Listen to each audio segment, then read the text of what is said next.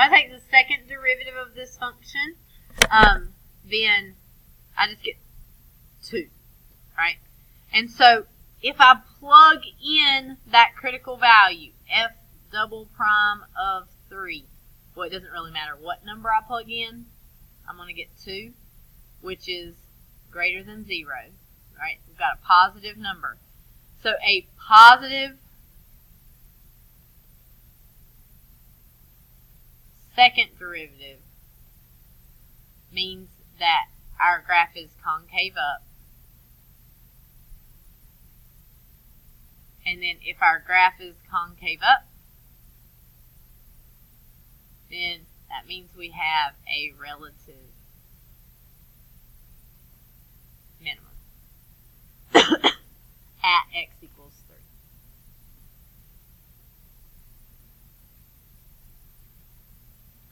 So this one did not just say the x value, it wants to know the find the relative extrema.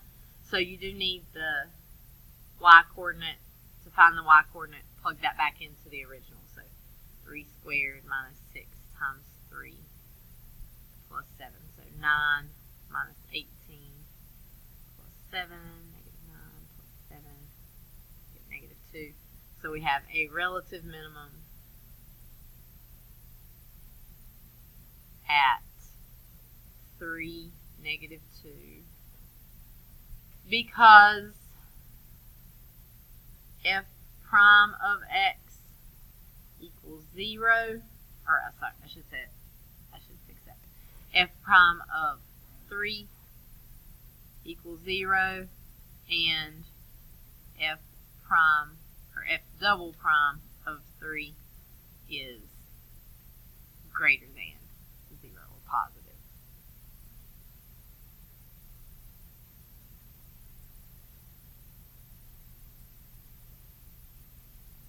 I personally would never use that second derivative test for that question. I would just, you got to find the critical value anyway. I would just do the number line, see that the sign changes there. I would use the first derivative test. But there are a few times whenever the second derivative can be easier. There are also some times where the test is going to give you limited information so that you can't really tell how to do the problem with the first derivative test. So, let's see. Let me look at this real quick. Okay. So, if we're looking at the next example, I might make up one more example for you too. So, if we look at the first derivative here, Justice, what will we get for that first derivative?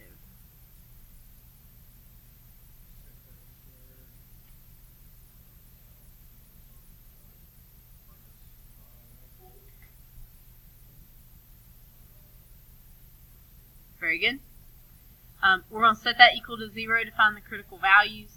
So critical values, we got to factor. Sorry.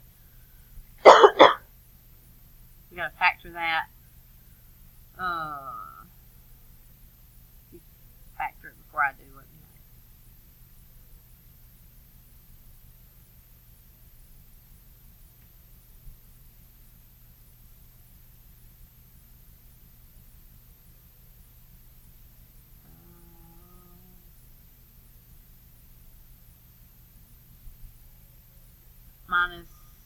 Plus 1 right here, minus 4 right here. Because that'll give us 8x and 3x. So it does factor. So right here you get 3x equals 4. So x equals 4/3. And over here you get 2x equals negative 1. So x equals negative 1/2.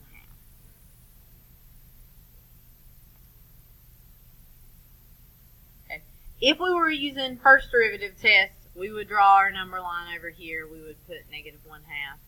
We would put 4/3. We would do all of that stuff over there. That'd be our first derivative test. But we're going to use the second derivative test instead, just because that's what I'm trying to teach you. So the second derivative of this would be 12x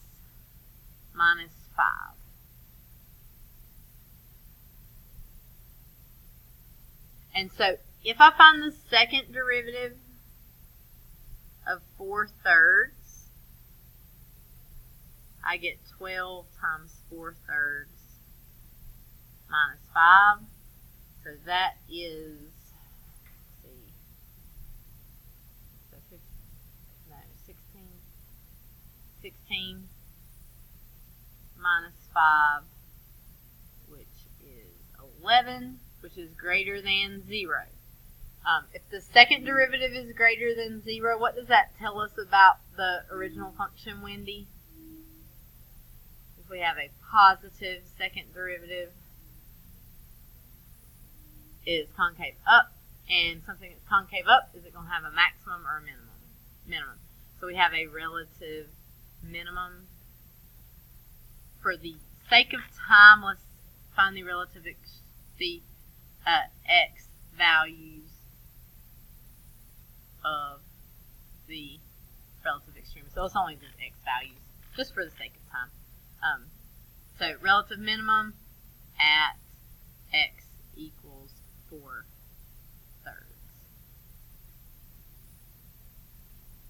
Then our other point we got to check is that -1/2. So we do f double prime of -1/2. So we'd have 12 times -1/2 minus 5, which would be -6 minus 5.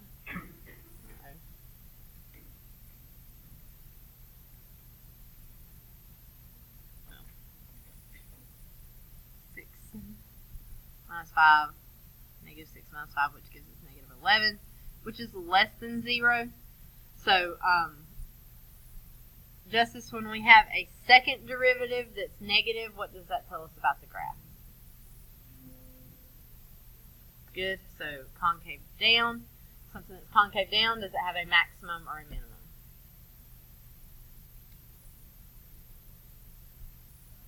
It's maximum. So, we'll have a relative maximum at x equals -1/2.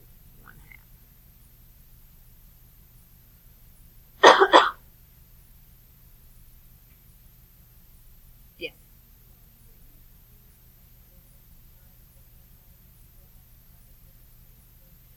Yes.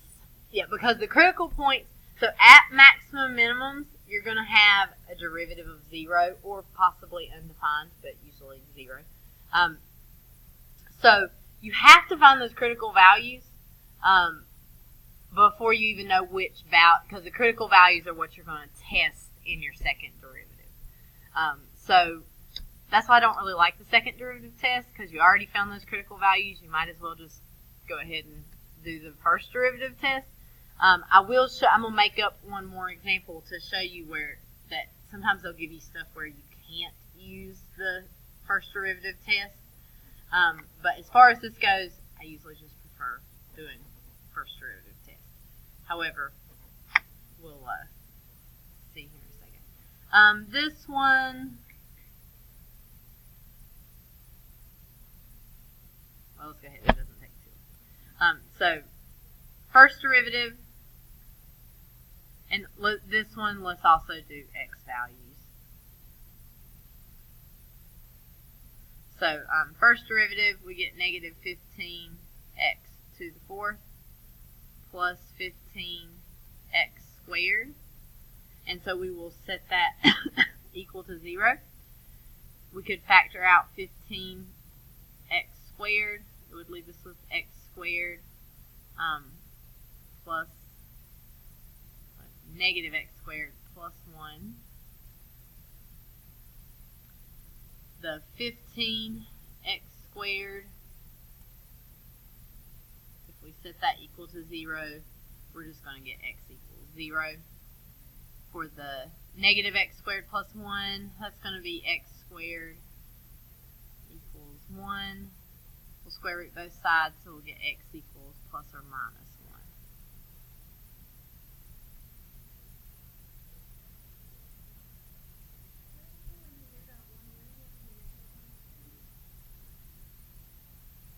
Yes, but we've got a negative here too. I was skipping steps, so they cancel each other out whenever you do that. So you'll just have that.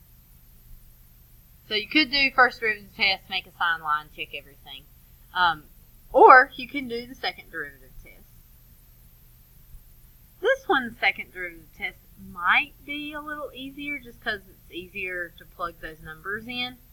So second derivative, you're going to have negative 60x to the third plus 30x. And so you just test your critical values. So f double prime of negative 1 is going to be negative 60 times negative 1 to the third plus 30 times negative 1, which gives us negative 60 times negative 1 minus 30, so positive 60 minus 30 gives us 30. That is positive. Positive tells us concave up tells us relative minimum at x equals negative 1.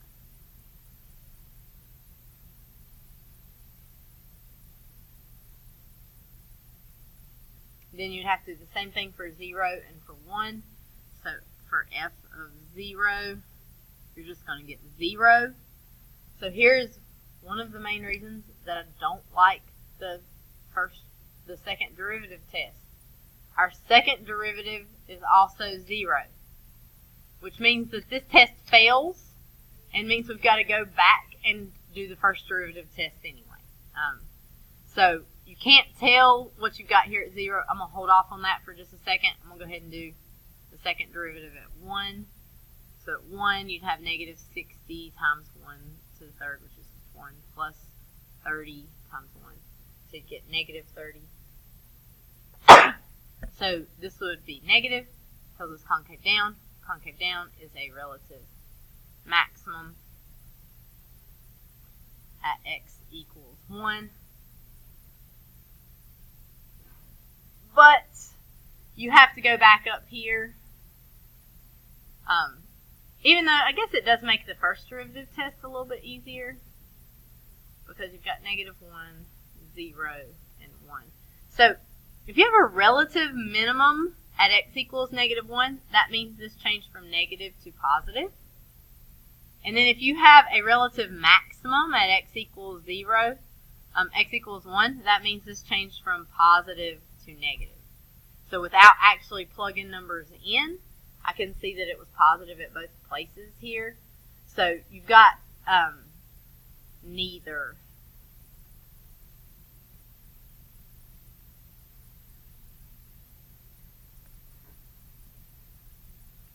Max nor min at x equals 0. Sometimes they'll ask you for that. They'll ask you to tell all the critical values. Sometimes they'll just ask for maximum minimums, in which case you could leave that out.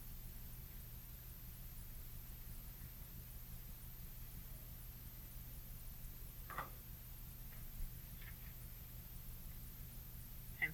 Questions?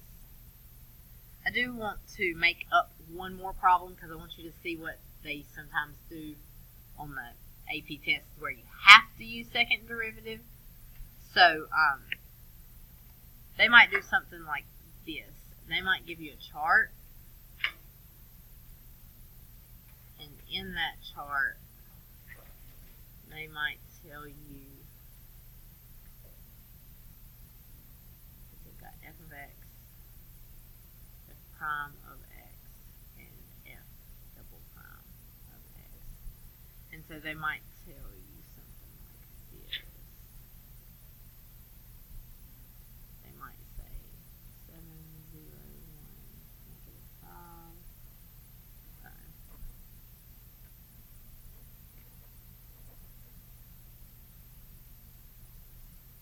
Um, 0, 1, undefined, negative 3.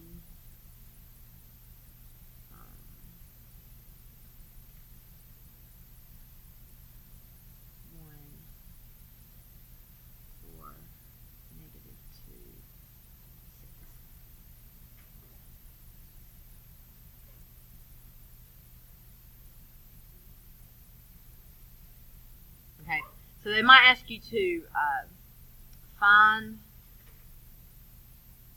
all critical values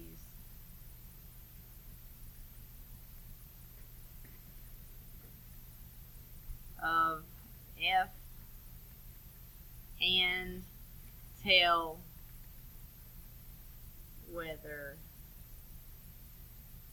each is positive, a relative maximum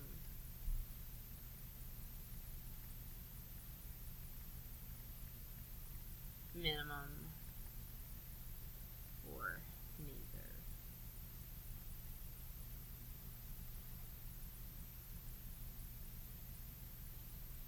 And they would probably tell you something like f of x is twice differentiable.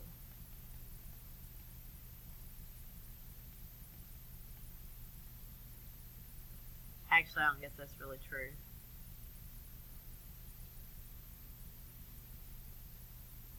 Can't take the first derivative right here.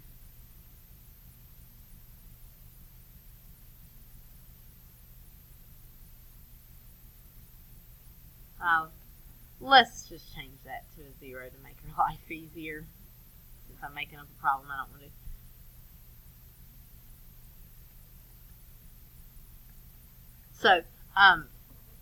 So in this case, if you're looking for critical values, where do we find our critical values?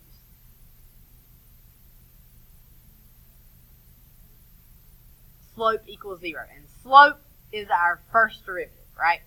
So in this case, that occurs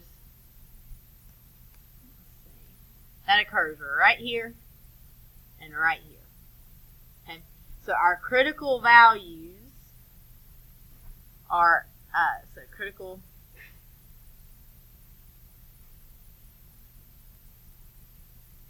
are at x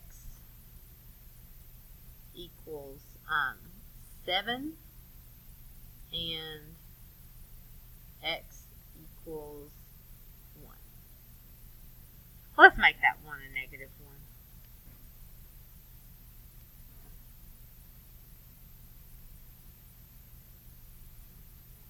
Okay.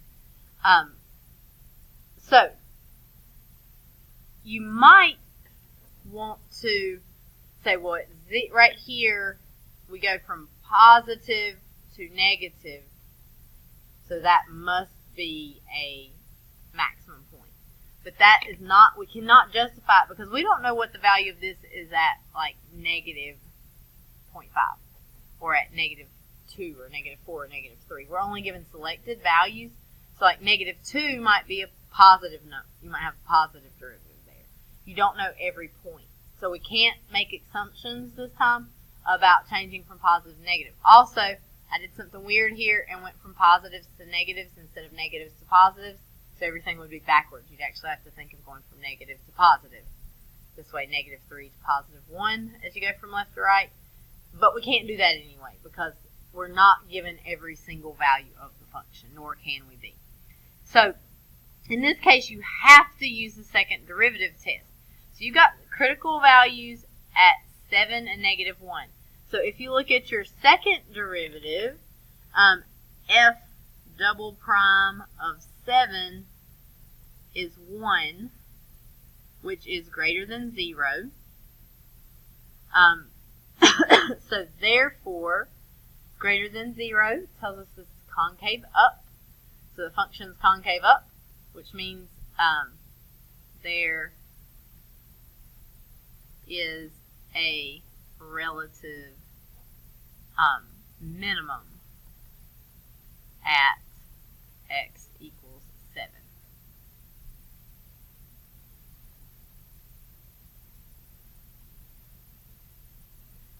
And then if we find the second derivative of negative 1, that equals negative 2, which is less than 0.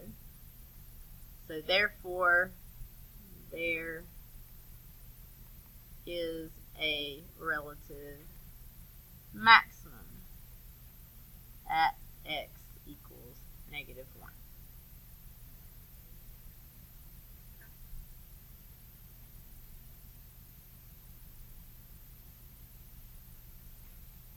so it doesn't have anything to do with whether or not you switch from positive to negative on that first derivative because you don't have any of the points. You're looking at that second derivative for those. So something like that, you would have to use second derivative test because you don't have enough information for the first derivative test. Okay, questions? All right, and it gives you your assignment, I believe, there. Is that correct? Yes, no. Is the assignment on that last slide? Okay. Where'd mine go? Why is it not here? How did it print on yours and not on mine? I don't know. Got it here though, so that's okay. So, page 32, 36, 39, 43, 44, 49. On 53 through 56, you can use your calculator to do those derivatives there. On all of these, still use that second derivative test unless it fails and you have to use the first derivative test. So just try to practice that. I don't love the second derivative test, but there are times you have to use it, so we want to practice it here. But you can use your calculator on 35 through 30, 53 through 56. You got about 10 minutes, so go ahead and get started on that.